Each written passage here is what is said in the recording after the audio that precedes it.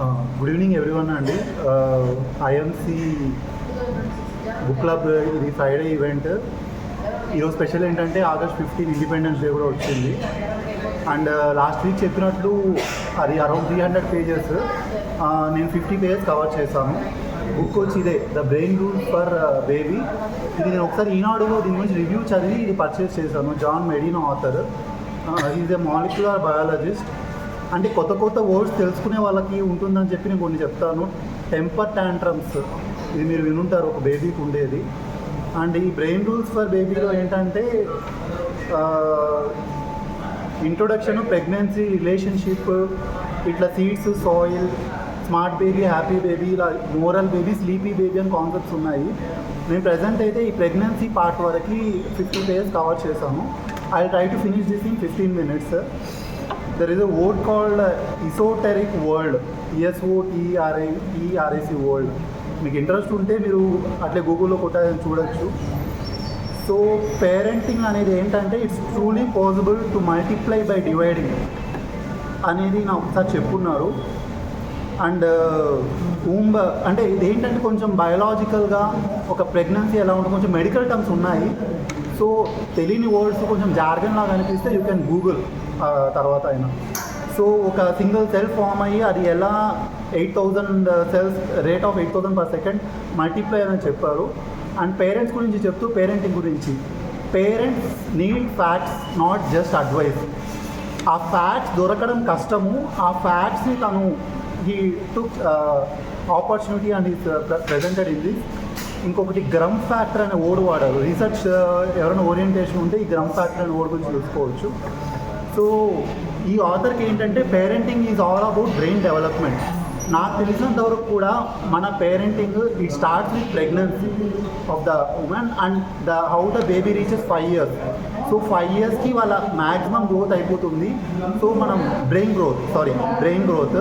So మనం 5 years లోపల వాళ్ళకి ఎంత మనం ఎథిక్స్ కానీ, మోరల్స్ కానీ, ఇంకా వాట్ ఎవర్ ఫుడ్, న్యూట్రిషన్ అనేది it might sustain for future years అనేది.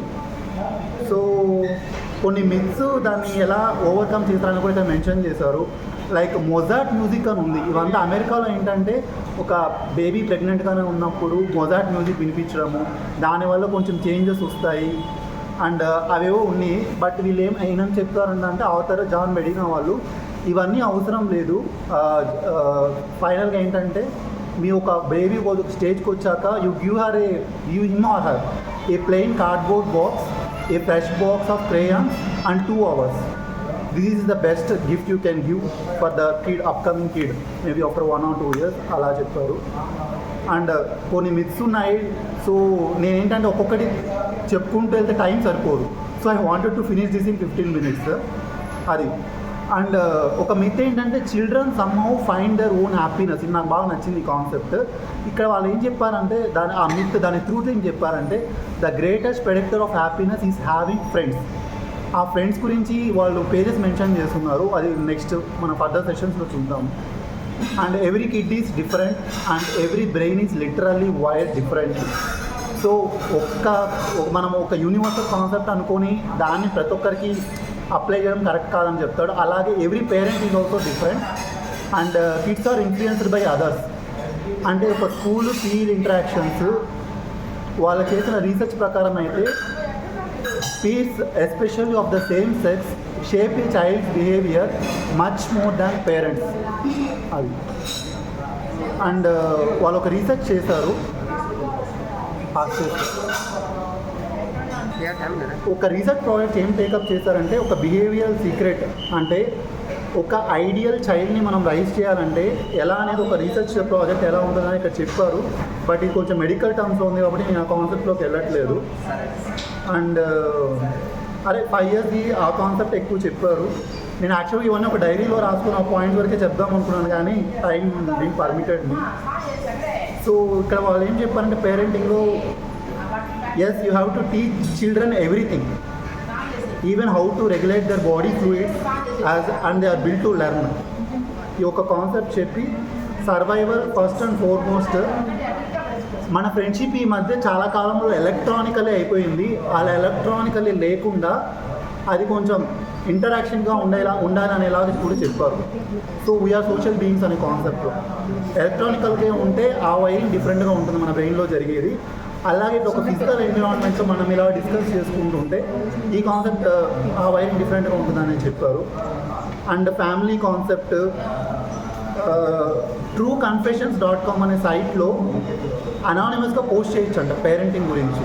సో ఈ ఆథర్ ఏం చేశారంటే దాంట్లో నుంచి కొన్ని కాన్సెప్ట్స్ తీసుకొని హీ డెవలప్డ్ అండ్ ఇప్పటివరకు ఇంట్రొడక్షన్ అయింది. Now pregnancy. ఈ చాప్టర్ కొంచెం టెక్నికల్గా ఉంది, but still a healthy mom healthy baby pregnancy అప్పుడు ఎలాంటి కేర్ తీసుకోవాలి ఏంటి అనేది కొన్ని చెప్పారు. టెక్నికల్ టర్మ్స్లో తీసుకుంటే 5000 cells a minute, 8000 cells per second. How the baby evolve from a single cell అనేది చెప్పారు. And no commercial product has ever been shown to do anything improve the brain performance of a developing foetus. So అనవసరంగా మన డబ్బులు waste చేసుకోవద్దండి. అంటే మా brain develop అయ్యేప్పుడు ఇది తీసుకోండి అది తీసుకోండి, మేబీ కుంకుమ పువ్వు అని చెప్తూ ఉంటారు, దట్స్ ఎ డిఫరెంట్ థింగ్. దానికి సైంటిఫిక్ ఎవిడెన్స్ ఎలా ఉన్నదో మీరు చూడండి.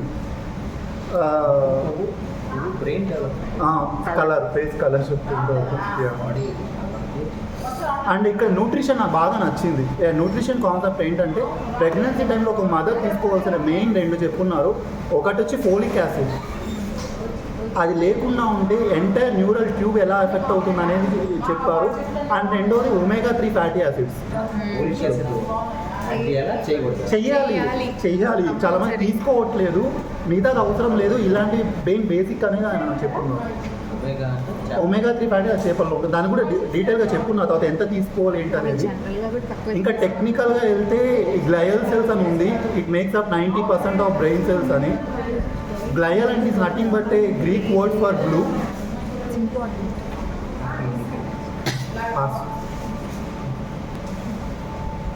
గ్లయల్ సెల్స్ గురించి చెప్పారు. అండ్ నెక్స్ట్ ఏంటంటే సినాప్టోజెనసిస్. అంటే నాకు ఇదంతా కొంచెం బయాలజికల్ వర్డ్స్ ఉన్నాయి, మీకు ఇంట్రెస్ట్ ఉంటే యూ కెన్ గూగుల్ ఈ సినాప్టోజెనసిస్. అండ్ ఈ సినాప్సిస్ అనే బ్రెయిన్లో ఉంటుంది. ఆ గ్యాప్స్ని ఎలా అంటే మనకి మెమరీస్ జనరల్గా ఎలా ఫామ్ అవుతాయని వాళ్ళు చెప్పడం ఏంటంటే న్యూరాన్స్ ఉంటాయి, నర్వ్ సెల్స్ ఉంటాయి, ఆ లింక్స్ ఆ ఎండింగ్స్ ఫామ్ అయినప్పుడు మెమరీస్ క్రియేట్ అవుతాయి అనేది చెప్పున్నారు. And brain is the last organ to finish developing. ఇంకా బేబీస్ గుర్తుపెట్టుకుంటారు. అండ్ ఇక్కడ ఏంటంటే న్యూరోజెనసిస్ నుంచి సినాప్టోజెనసిస్కి ఒక బేబీ వెళ్ళినప్పుడు ఫీటస్ ఎలా గ్రోత్ ఉంటుందనే కాన్సెప్ట్ చెప్పారు. అండ్ ఒక బేబీ ఒక టచ్ ఎలా ఉంటుంది, సైట్ అంటే ఒక 10 బిలియన్ న్యూ సినాప్సిస్కి ఒక బేబీ గుర్తుపెట్టుకోగల ఒక బ్రెయిన్ క్యాపబిలిటీ ఉంటుందని చెప్పారు. హియరింగ్ గురించి ఏదో ఎగ్జాంపుల్ తీసి చెప్పారు. సంథింగ్ కాల్డ్ ప్రైమోడియల్ ఆటోసిస్, ఇది కూడా ఒక బయాలజికల్ వర్డ్. నెక్స్ట్ స్మెల్ గురించి, ఒక బేబీ స్మెల్ ఎలా ఫామ్ స్మెల్ ఎలా గుర్తుపెట్టుకుంటారు అంటే ఒక సెల్ నుంచి ఫామ్ అయినప్పుడు డిఫరెంట్ స్టేజెస్, అంటే ఒక baby how to say conception stage నుంచి డెలివరీ స్టేజ్ వరకు వెళ్ళేటప్పుడు ఆ సింగిల్ సెల్ నుంచి ఫామ్ అయ్యేటప్పుడు ఏ స్టేజ్ ఏ మంత్లో baby will develop the sensations for taste, smell, ఇలాంటి కాన్సెప్ట్స్ అని చెప్పారు.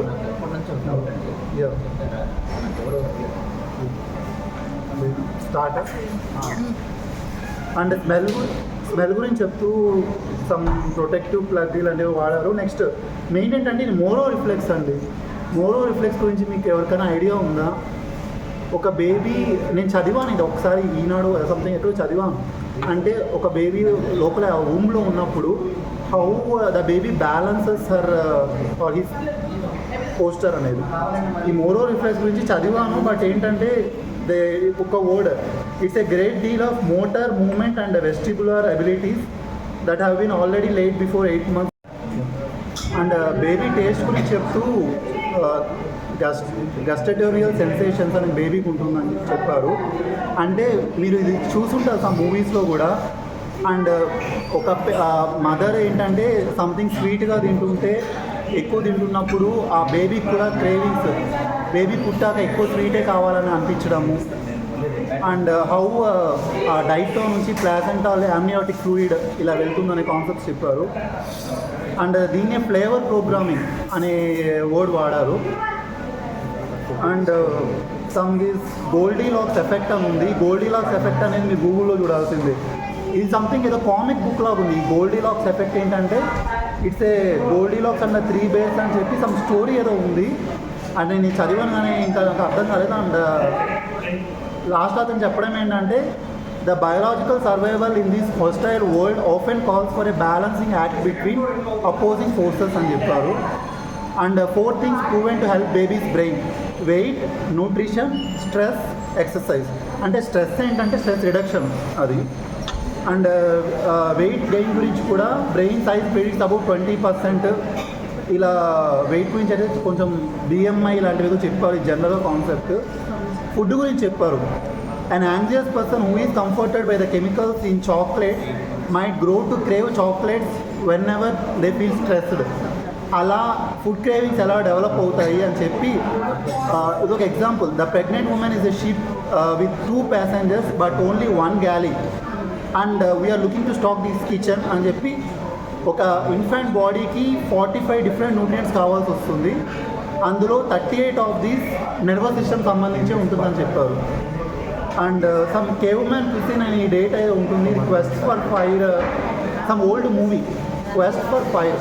దీంట్లో చూస్తే ఈ కేవ్మెన్ క్విజిన్ గురించి డీటెయిల్స్ ఉంటుందని చెప్పారు. అండ్ మిరకల్ డ్రగ్స్ అండ్ మెడిసిన్స్లో ginkgo root and something called ఈ జింకో బిలోబా అనేది మేబీ ఫారిన్లో ఎక్కువ వాడతారేమో. And saint John's word for depression. ఇవంతా కూడా అవసరం లేదు, మీకు జస్ట్ ప్రోటీన్ కంటెంట్ అవి ఉండేలా చూసుకుంటే చాలని చెప్పారు. అండ్ ఒమేగా 3 ఫ్యాటీ యాసిడ్స్ ఒక ప్రెగ్నెంట్ ఉమెన్కి 12 ounces of fish per week తీసుకోవచ్చు. అండ్ మెర్క్యూరీ కంటామినేషన్ ఉంటుంది, అది లేకుండా కూడా బెనిఫిట్స్ అవుట్వే రిస్క్స్ అనే కాన్సెప్ట్ ఉంటుంది. డాక్టర్స్కి ఇది బాగా ఐడియా ఉంటుంది. Whenever they are prescribing a medicine with a sort of side effect, they see that the benefits outweigh the risks. ఆ కాన్సెప్ట్ గురించి చెప్పారు. అండ్ స్ట్రెస్ గురించి చెప్తూ don't take too much of stress. Maternal stress can profoundly influence prenatal development. It can change the temperament of the child, lower the baby IQ, inhibit the baby's future motor skills. ఇలా stress గురించి చాలా డీటెయిల్గా చెప్పారు. And baby ఒక stress response system కూడా చెప్పారు. Cortisol, glucocorticoids గురించి try చేశాను కానీ అండ్ హైపోథాలమస్ నుంచి ఇట్స్ నెగిటివ్ వర్డ్ లాగా ఉన్నారు, నెగిటివ్ కాంటెక్స్ట్లో యూజ్ చేశారు. It's a some stress something, it's like it invades the neural tissue and cause brain damage ఇలా చెప్పారు. అండ్ ఏరోబిక్ ఎక్సర్సైజెస్ ఇలా చేసుకుంటూ ఎంత ఎక్సర్సైజ్ చేసుకోవాలని కూడా ఒక ప్రెగ్నెంట్ ఉమెన్ ఎంత టైప్ ఆఫ్ ఎక్సర్సైజ్ చేసుకోవచ్చు అని కూడా చెప్పారు. It's 70% of the maximal rate. జనరల్గా మనం ఎక్సర్సైజ్ చేసేటప్పుడు మన హార్ట్ బీట్ ఎలా ఉండాలంటే 220 మైనస్ అవర్ ఏజ్ అంత ఉంటే సరిపోతుందని చెప్పారు. అంటే మన heart beat 220 minus hour age, అది క్రాస్ కాకుండా చూసుకోవాలంటారు. అది అండి. థ్యాంక్స్ ఫర్ అండి.